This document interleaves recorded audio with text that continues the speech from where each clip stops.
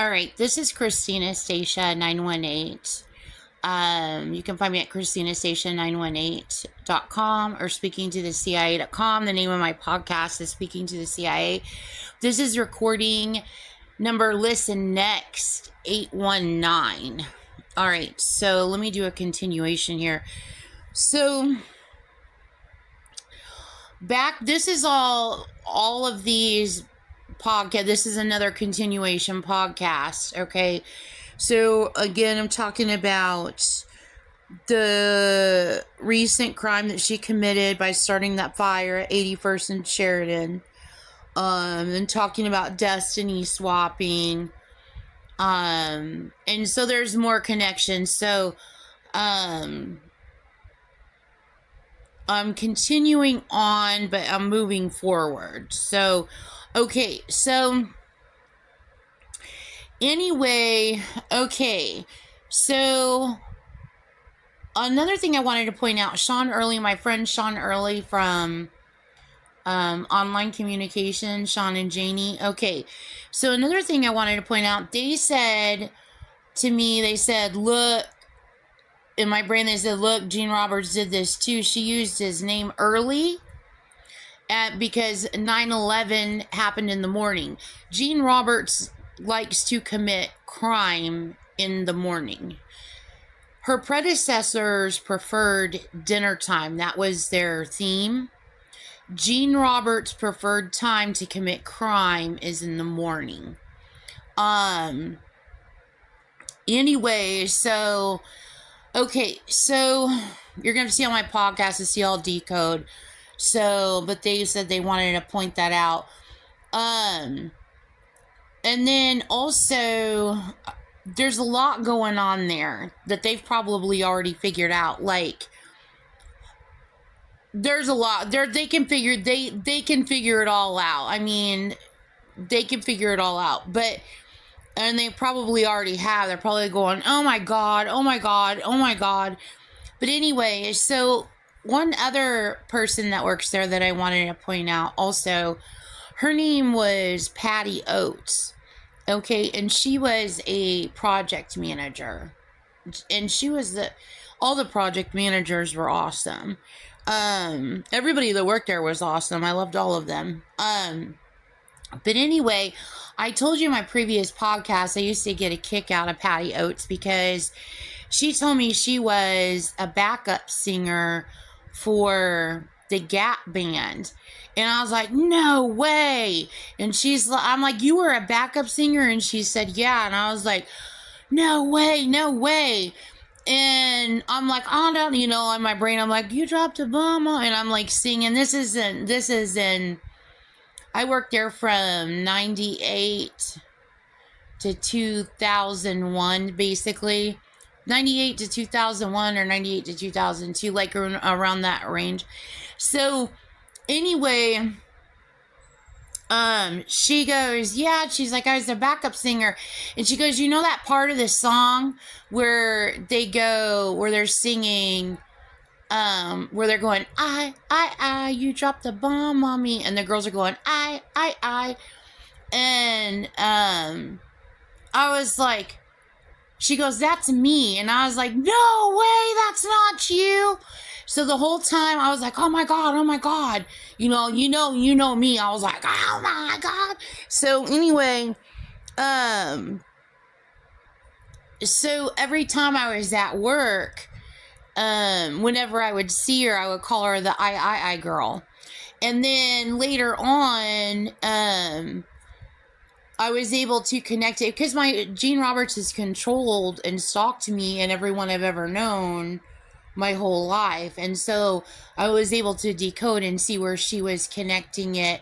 Gene Roberts was controlling Patty's path. And then also... she used Patty's first name as Patricia Krimwrinkle reference, one of Gene Roberts' Manson people. So, anyway, so it goes back to my childhood when I was really little in grade school. I don't even think I was in grade. I was like in preschool. I think I was in kindergarten. I was real little, and that's all I used to say. I used to go, I, all the time. And then my mom would say, don't ever say that. That's a Mexican cuss word. And then the next minute I'd be like, I always said it all the freaking time, all the time. And the other thing was my mom, every time I would say the word ain't, my mom would go, ain't is not a word. It's not in the dictionary. It doesn't exist. It's not a word. You don't say ain't. So I wasn't allowed to say ain't, and I wasn't allowed to go, I. But anyway, and so it all goes to my child. It's just more showing of like her, like, stalking me when I was little. And then I find out and I'm not saying that about the Gap Band or Patty Oates, obviously, any of them. But then I decode AY means and seen. A equals and Y equals seen. So, and then I go about decoding. Well, I decoded all the AY first and decoded a bunch of crime that Gene Roberts committed. And then I was able to go back in time and decode all kinds of everything. Remember, you've got all my podcasts on that. So anyway, so the other thing to point out here was another really popular song that the Gap Band sings, and also the Gap Jeans. Okay, so another really popular song by the Gap Band was Early in the Morning. And then 9/11 happened in the morning, and the words go, I got to get up early in the morning and find me a brand new lover, one who won't blow my cover. So, you know how she used the heart as a theme in doing 9/11? So she used the Gap Band as a theme. So, anyway, she also used blow, and you're going to see all code on blow, but what I want to specifically point out here, as it relates to online, because you can go all the way back to Weeble Wobbles when 1976, all the wind and the gale, there's so much decoded ciphers I did. There's so many decoded ciphers that I decoded of Gene's stalking me all of my life. I'm sorry, my speech is being controlled. Anyway, they're trying to like force like dumbassery lies in my reports against them, as if their dumbassery lies are going to stop me from turning them in. These are the kind of like derelict freaking idiots that are like talking in my brain, like with stolen artificial intelligence, like wreaking havoc everywhere. They're freaking idiots. So anyway, okay, so back to this. So, all right, so they're also using, Gene Roberts is also using Won't Blow My Cover, so cover up. You know, Gene Roberts loves her conspiracy and all that. Okay, which is what happened after 9/11. You're going to see on my previous podcast and all that. Okay, so anyway, with Blow, also not by coincidence, that is a movie that Johnny Depp starred in. So, Johnny Depp, I decoded Gene Roberts stalking the ever-living heck out of Johnny Depp and Richard Grieco. Really, really old ciphers from when I was in grade school living in Globe, going to East Globe Elementary. The 21 Jump Street comes from me living at 306 E Street when I was in grade school, and I was jumping off the concrete wall. I decoded the whole thing out. I decoded all kinds of terrorism she planned. So she was stalking them at the same time, which I think Johnny Depp and Rich, and then by no coincidence, she's got him in Edward Scissorhands, and then by no coincidence, she's got him in Alice in Wonderland. But anyway, and I haven't met Richard Grieco, but I've met Johnny Depp in my mind, in mental telepathy in my mind. Look how she talks through me. I swear to God, these people, they just carry on talking through me like I'm not turning Gene Roberts and the people talking through me in. It's just freaking insane. But anyway, so I got to meet him in mental telepathy when I lived in Oklahoma City. It was horrible. He wasn't like he was angry with Gene, obviously, but it was horrible. It was horrible.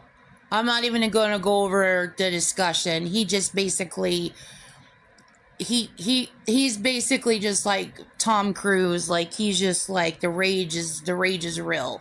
Like he is a very, very, very, very, very, very, very good person.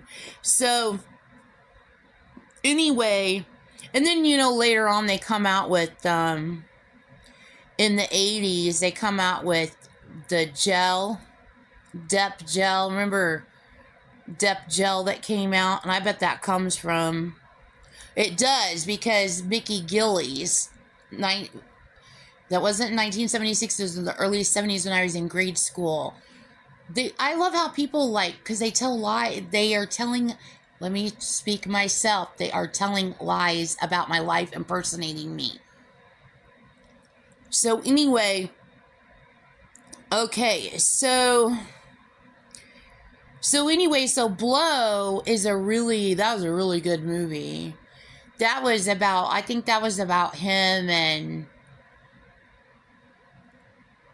was that about him and Escobar? That was like a big, like, I remember that movie. It was a really good movie.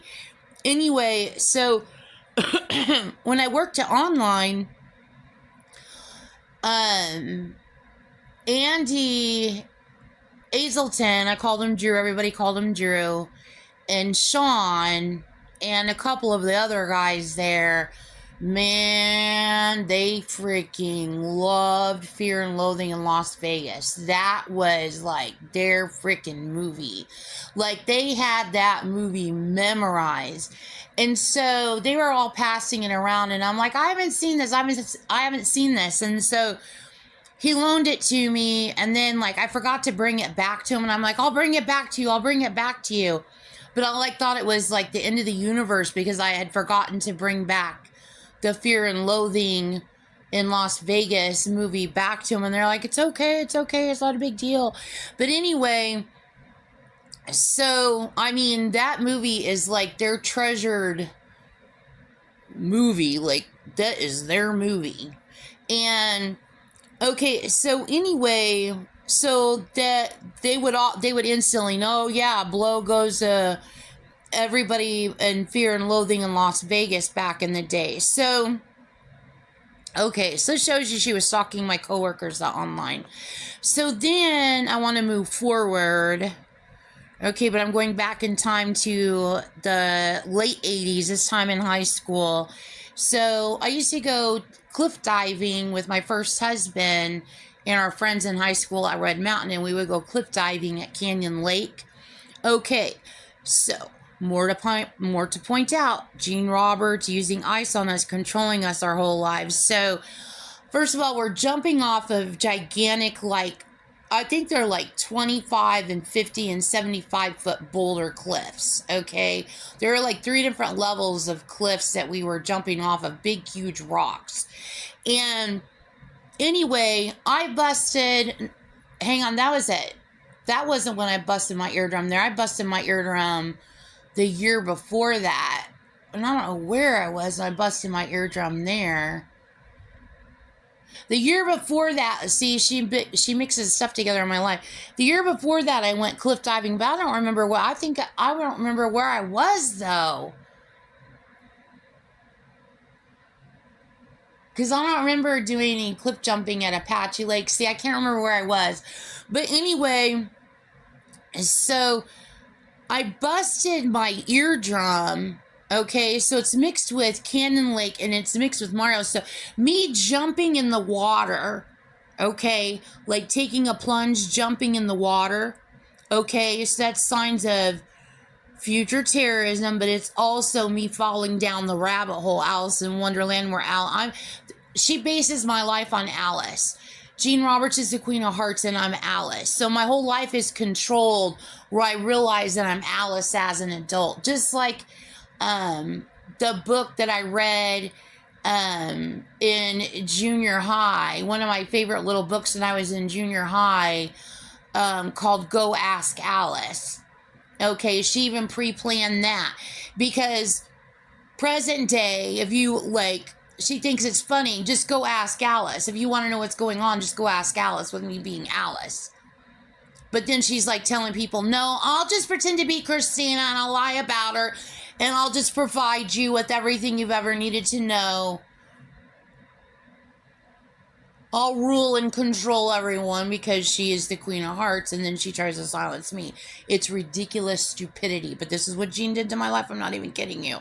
So anyway, so Jean she busted my eardrum, like when she's icing me to cliff jump, she busted my eardrum. That must have been there.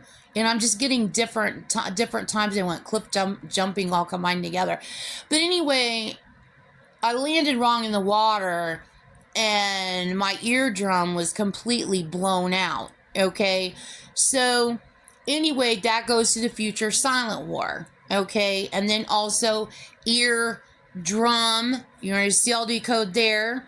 And then someone is saying that's a future leak to her planning to do the Oklahoma City bombing also, obviously with the drum, but the ear, probably because of Heard Museum.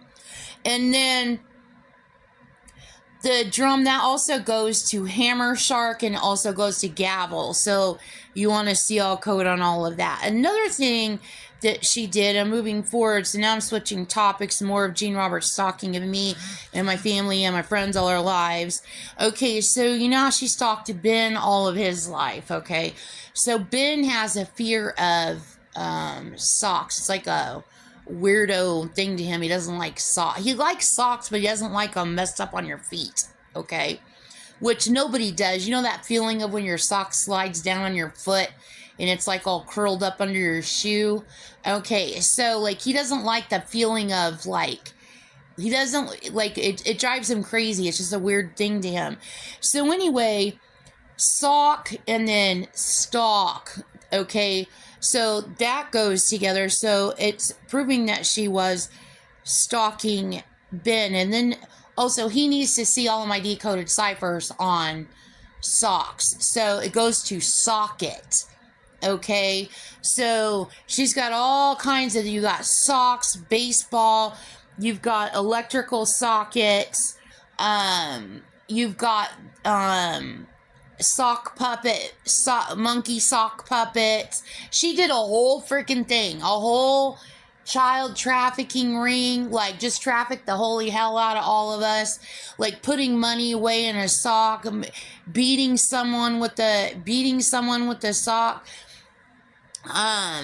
like how they used to do in the military when they wake you up in the middle of sleep and they beat you, but I think that's with a pillowcase. I don't think it's with a sock. But anyway, so another thing that she did was, okay, his first love's name was Lindsay, so Lin, so that's some, so she did that too, so that proves she was stalking Lindsay, but I know Ben already knows that. And then also, Jean Roberts leaked herself in my brain, wanting to brag about how she wrote in Tommy Dorsey's name. And then I'm ignoring, I already know that, I ignore it. And then I go right to, again, she used Ben as the pinball wizard. I decoded the heck out of that. She also used Ben, so the pinball wizard had, it's a Led Zeppelin movie. I think there's a guy in it from Led Zeppelin, but anyway, his name is Tommy. Okay. And then Ben's like famous favorite brand from when he was growing up was Tommy Hilfiger. Okay. I mean, she literally just stalked the heck out of him. Okay. And so Tommy Two-Tone, so I decoded all this also. Tommy Two-Tone, and this is really old ciphers again from the 70s, from when I was little, and then Tommy Two-Tone comes out in the early 80s, okay? So I decoded her pre-planning the Knack If you remember that band, The Knack, they sing My Sharona. And I decoded her pre-planning the Stray Cats. I decoded her pre-planning Tommy Two-Tone. Okay, so Tommy Two-Tone sang 8675309. Okay, and I decoded all of Tommy Two-Tone, and again, Gene is bragging about doing the World Trade Center attack. So, okay, the next thing I want to talk about moving forward, again, I want to talk about in the time-space continuum of my life. So, okay, so when I lived in Slidell about 10 years ago, I moved out there in 2017. So next year it'll be 10 years. So, okay, so when I moved out into my own, first I moved in with my dad, and then I got my own apartment. Okay, so Jean does this thing. She's got like little trap houses, right? So she purchases a house and she claims that rock stars are paying for it. And she lets little criminals go in and out of the house. And then they do all her little nasty Sharon Tate charades and spread lies for her everywhere. And basically wreak havoc in the street. Some of them spread lies. Some of them she favors and she's racketing, which you know what that also means. She's prostituting them. I mean, if you go in and mess with the devil, what do you think the devil's going to do to you? I mean, you're just freaking stupid is what you are, getting involved with people that are running terrorism and trafficking rackets. But anyway, I'm not your mother's. So anyway, so she's got like these little trap houses, these little Manson trap houses, different than your regular criminal trap houses. These are different. It's all about running Gene Roberts' terrorism and trafficking racket. So anyway, and that's where they do their constructs of doing the silent war, and they pretend like they're cops in there and that they rule everything, and you can get all the magic candy from going to the witch's hut. I mean, it's basically what they are, is witches' huts. It's different than what I call love shacks. That love shacks is what I call her occultic ritual centers, where she goes to do her occultic rituals, where she has these ciphers, she writes these ciphers, and these are the ciphers that I decode, and then she goes and commits atrocities based on these ciphers, but she does these occultic rituals, okay? And so it's like they've got like little like love shacks set up, which are like makeshift, like, you know, like a voodoo doll, but they're like voodoo. It's like a voodoo house. Like there's all kinds of arrangements and placements in it, and it's all like a mini model. And so they go do like occultic rituals, and then they go and commit terrorism and all that. So I call those love shacks. So anyway, so when I was living in my apartment in Slidell, I don't know if this was one of those. There was an apartment that was next to me, and it was on the lower floor down, and it was not on the adjacent wall, and it was the lower floor down. I don't know if this was one of those in and out apartments where people are just going in and out to commit crime. Or if that was really somebody's apartment. But Jean pulled a horrible stunt, and she did it like it's evil what she did. So anyway, I'm going to leave one day, and this guy opens his door, and he's in a wheelchair, and he hardly has any hair on his head, and he's in a wheelchair, and he's disabled. And he says his favorite ice, he starts talking about, or I just got back from the grocery store, and starts talking about ice cream and his favorite ice cream, and he's got a smile on his face. And so I'm visiting with him, and I'm like, I noticed that he's handicapped, and I'm like, do you want ice cream? I'll go get you some ice cream. And he's like, I would love some ice cream. And so I'm like, I'm going to go get him some ice cream. And so I went to the grocery store, and I got him ice cream, and I came back, and I knocked on the door, and I never saw him again. There was nobody ever came in and out of that apartment again, and I never saw him again. So anyway, looking back on that, she told me in my brain it was shortly after that. I mean, like within the next week or month or whatever, like she was just so proud of her scent, but she got in my brain and she goes, "That's a 9/11 victim, Christina." And she was like messing with me in my brain. Like, it's my fault that you did the World Trade Center attack.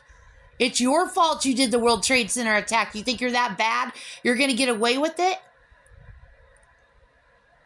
What are you, racketing the victims?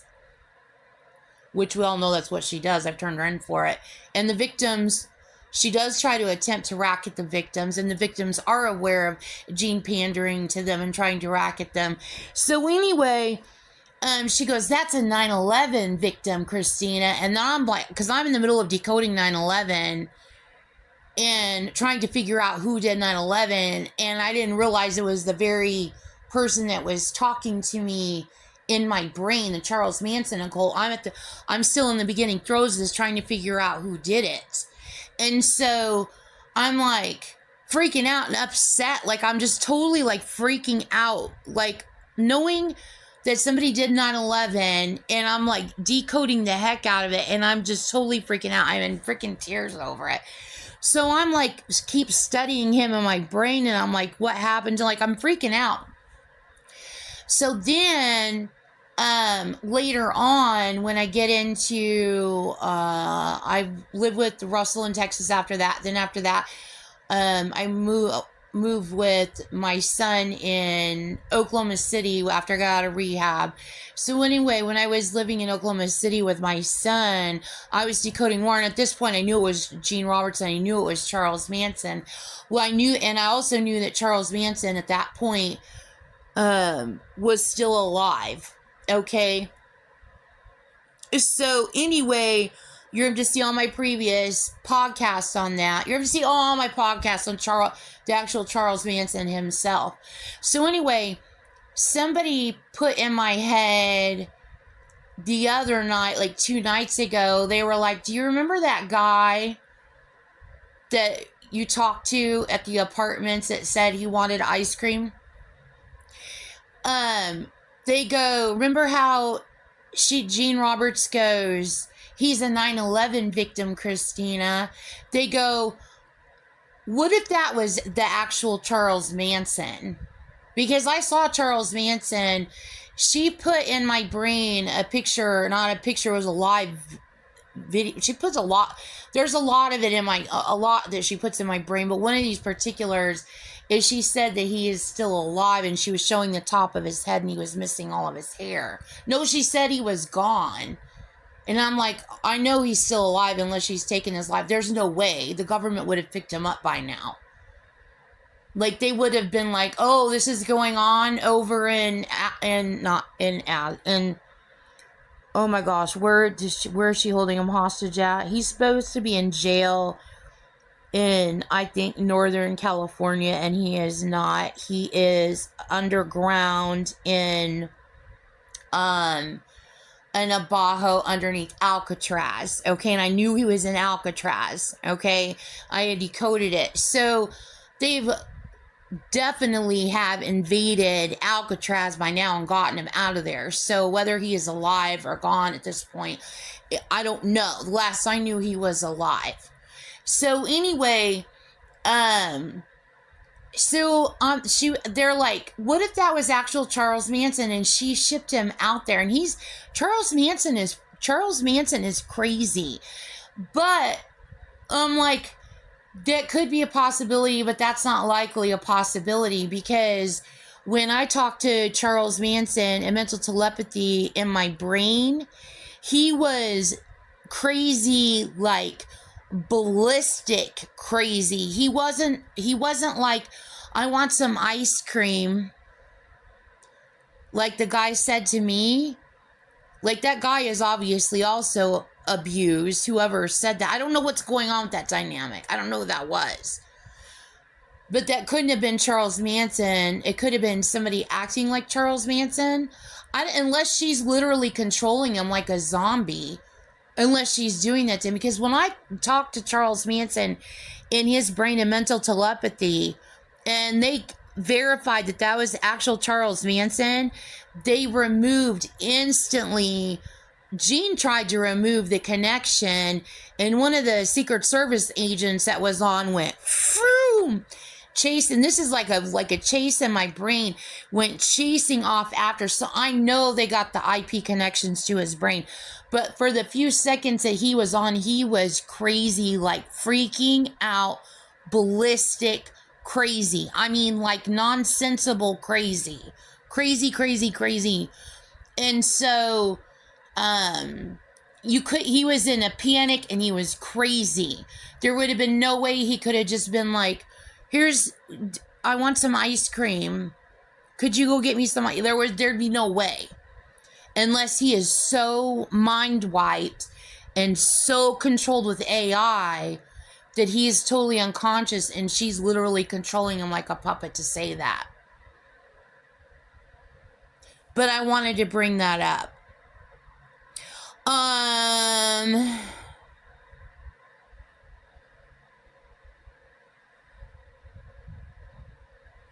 And then that is all for this recording. There's something else. I'll put it in another different recording. People popping off it. Gene posing as. I'll put it in another recording. I'm gonna end this recording here.